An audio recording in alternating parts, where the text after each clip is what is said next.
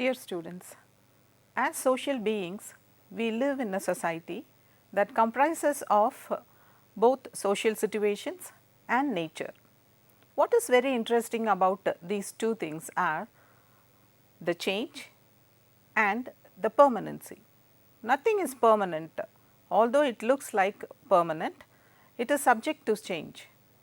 What all we see around us, the nature, the mountain, the lakes, the flowers, everything is subject to change. What we have seen today is not the same tomorrow. That is why life is very interesting. Otherwise, it will become very dull. What is the pattern of change that takes place in our society? That is what we are going to see in this class. The theories of social change. Theories on social change help us clarifying the concepts and nature of social change. They provide us a better understanding of this important social phenomenon. There are many theories explaining the process of social change. The theories of social change may be studied under four major categories, namely evolutionary theories, cyclic theories, conflict theories and functional theories. First, I will explain to you the evolutionary theories. Early evolutionary theories were based on the assumption that all societies develop from simple small scale beginnings into a more complex industrial societies. The development process was thought to be unilinear, inherent and progressive. Auguste Comte believed that human societies evolved in a unilinear manner.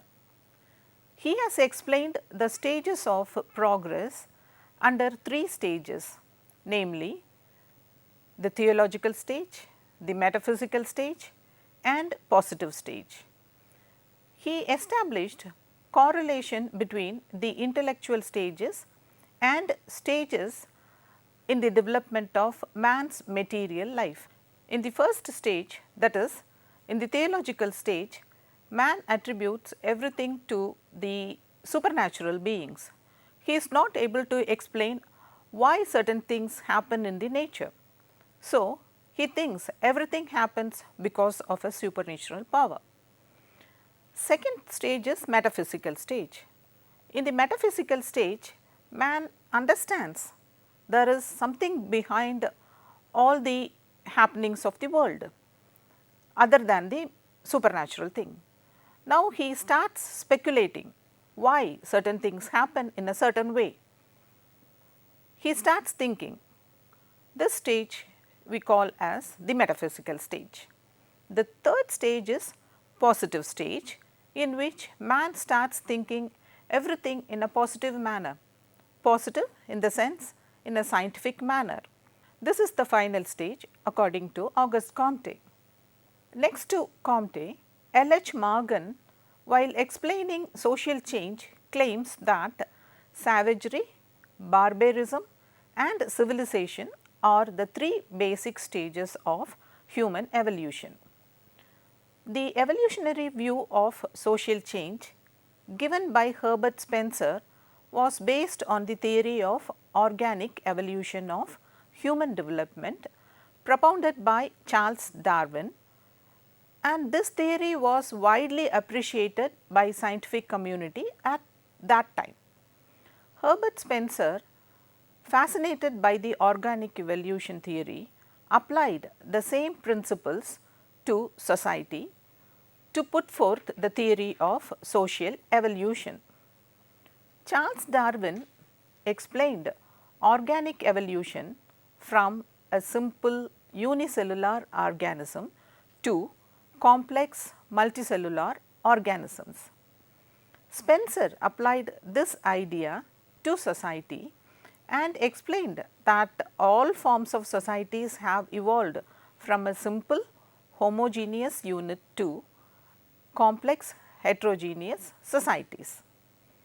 Spencer explains this as a series of changes have gone through during development of the seed into a tree or an ovum into an animal constitute an advance from homogeneity of structure to heterogeneity of structure, and this organic progress is the law of all progress.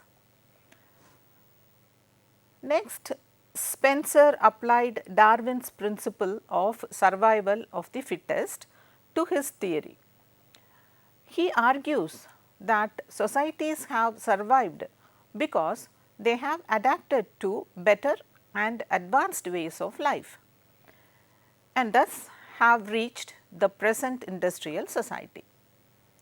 Spencer has made an organic analogy between the human organism and society. He has said that like organism, the society also has various parts, that is subsystems, and each subsystem performs its own specific function like human organs. Finally, each part works for the total functioning of the body, and similarly all the subsystems contribute ultimately for the total functioning of the society. To elaborate this, human body has many parts performing different functions. The legs are meant to walk, the eyes to see, and the stomach to digest. Each part has its own function, but all parts work towards the total functioning of the body. Similarly, different social organizations like the political system, the education system or the family system perform their own specialized functions for the sake of the total functioning of the society. Next is the explanation given by Emily Durkheim. Emily Durkheim explains social evolution with the concept of moral density by identifying two forms of social structures. He explains that societies have evolved from mechanical solidarity to organic solidarity. Mechanical solidarity has social structures with minimum differentiations of division of labor and exhibit similar ways of life among its people. In the case of organic solidarity, maximum division of labor prevails and it exhibits complex and dissimilar ways of life within it. Gerard Lenski has recently, that is in 1998, discussed evolutionary theory with 4 stages through which societies progress. These stages are hunter-gatherer, horticulture, agrarian and industrial. He says that each stage is a typical pattern of development due to expansion of technology and harnessing of sources of energy. But Lenski does not claim that one stage is better or superior to the other. The contemporary evolution theories propagate multilinear development rather than unilinear one. In the process of social development from simple to complex, the society enables variations in the way changes take place in different subsystems of the society. As a result, it produces a multilinear pattern of change. For instance, there may be rapid growth of industries, but ideological changes may be very less.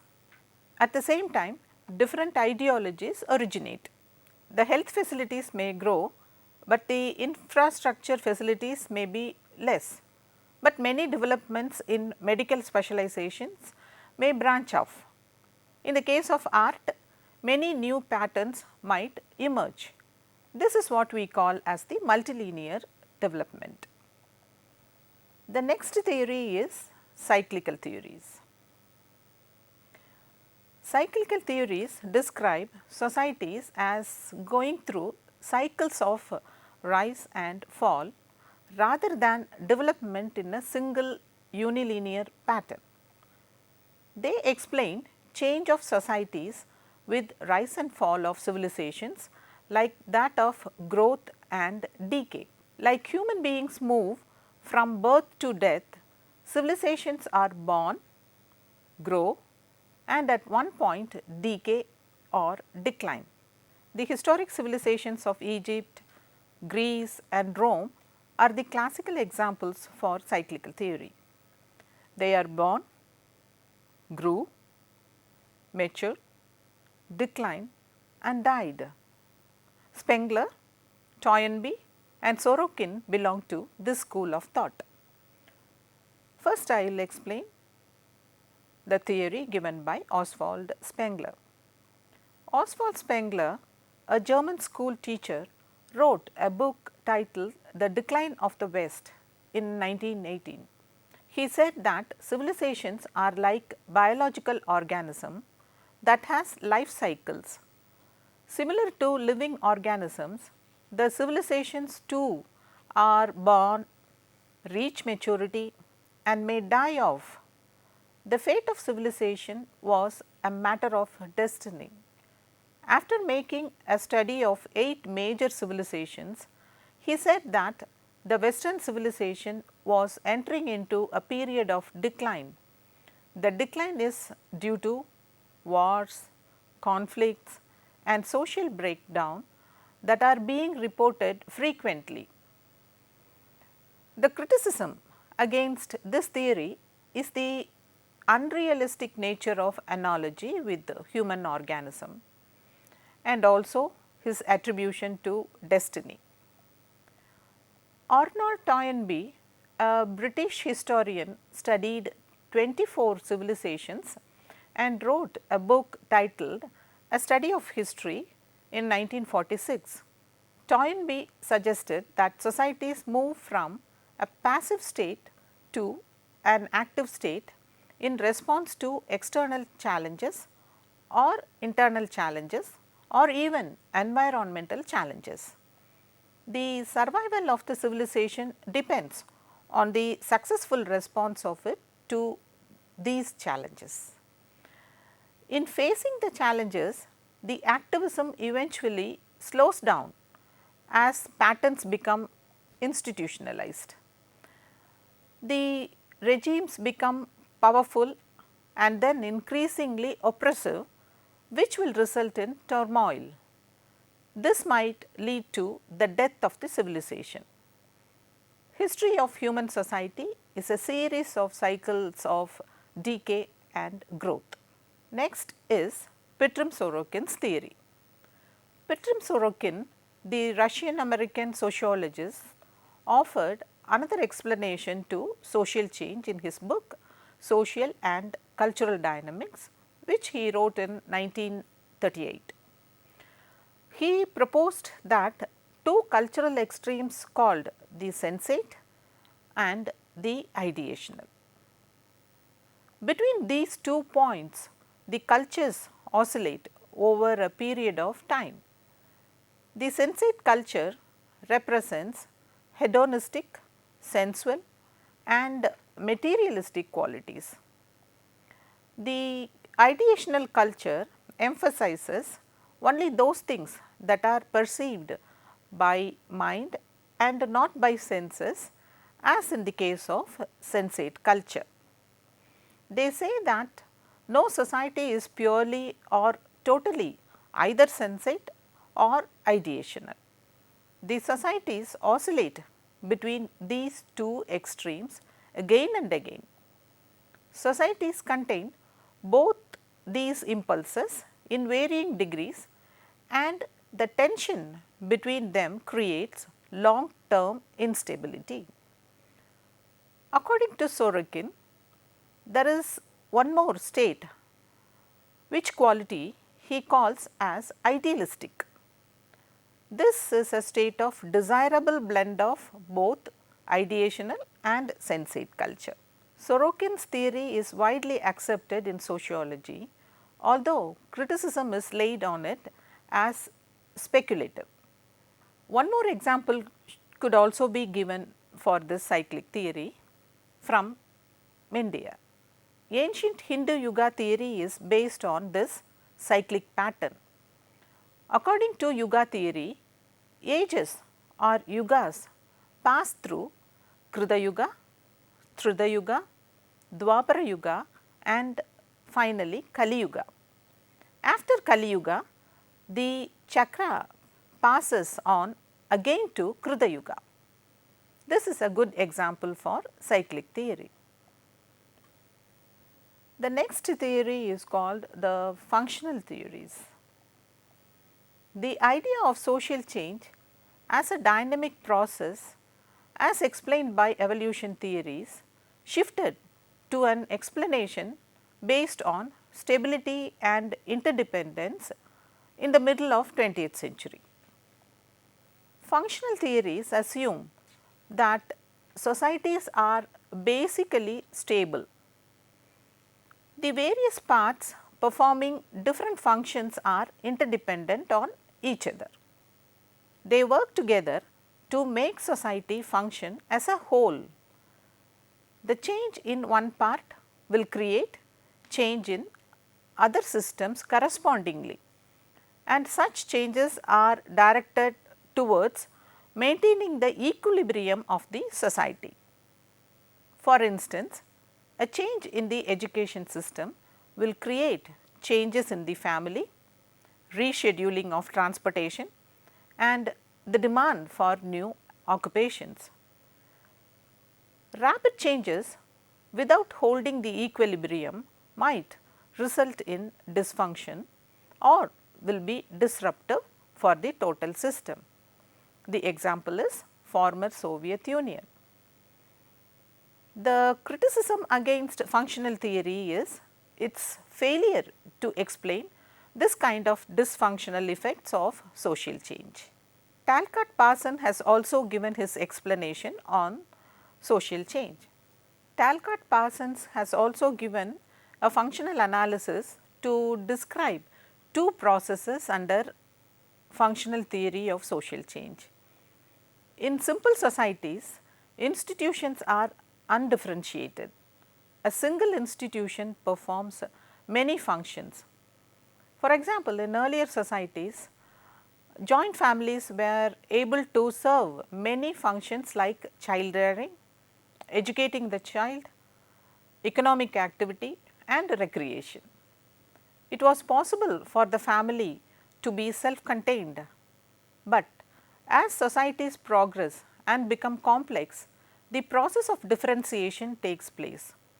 Different institutions take over certain functions as specialized units to perform that particular function alone.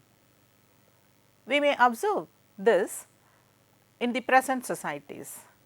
The school has the function to educate children, and the media and theatres are performing the recreational functions that were earlier fulfilled by the joint family system.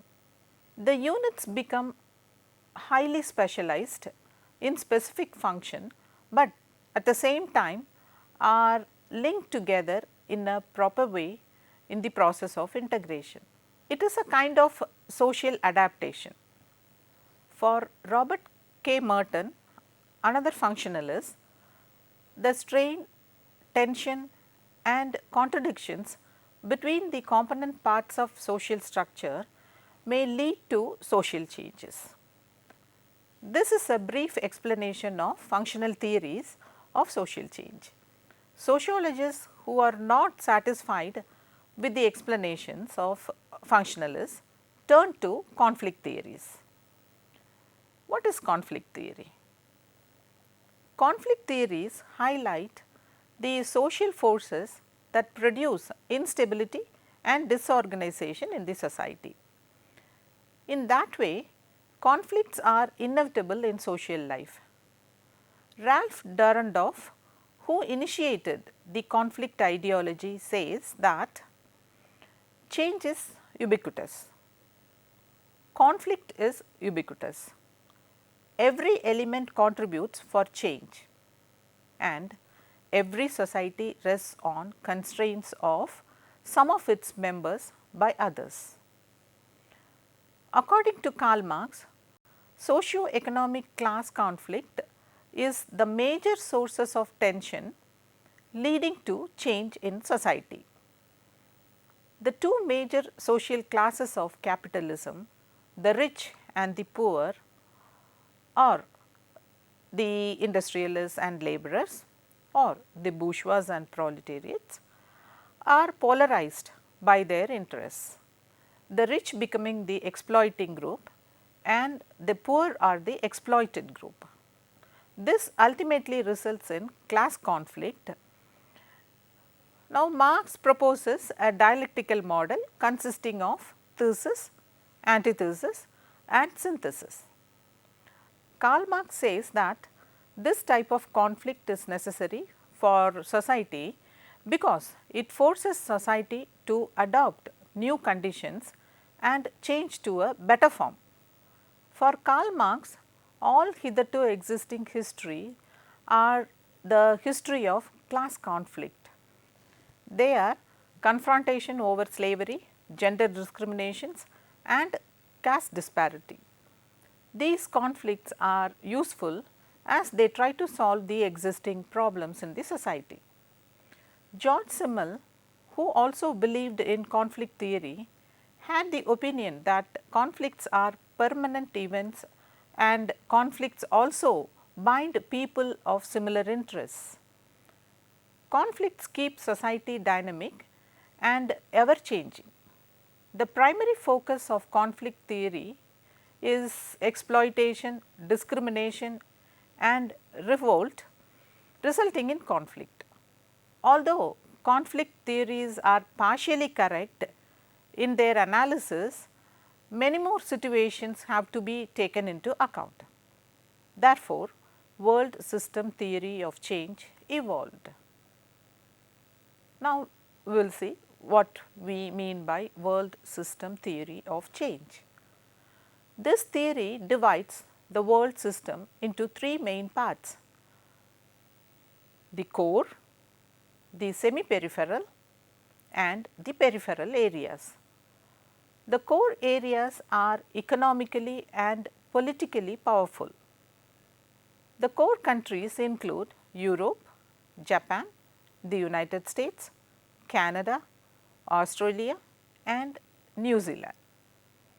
Historically, they have controlled global decision making and dominated the peripheral areas by controlling the flow of technology and capital.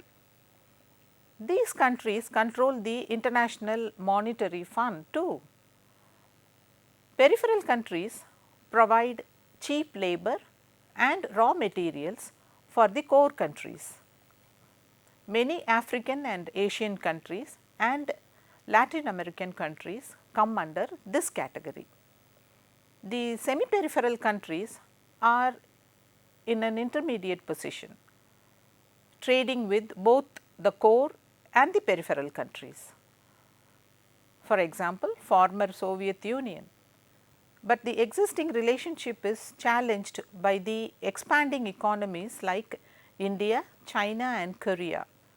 Since 1960s, this relationship has been dramatically changed. In one sense, the world system theory is a kind of conflict theory, since the core countries have started exploiting the poor countries. I was explaining to you the evolution theories, cyclical theories, functional theories, conflict theories and finally, the world system theory of change. All the theories explaining social change emphasize certain aspects of social life and contribute for the better understanding of social change. They also provide the students of sociology a good insight into the transforming social world. Now, I want to pose certain questions to you. The first question: explain organic analogy of Herbert Spencer. 2. Discuss as to how conflict theories explain social change. 3. Analyze the world system theory with examples. 4. Describe cyclical theories of social change. In the next class, students, we will study more things about social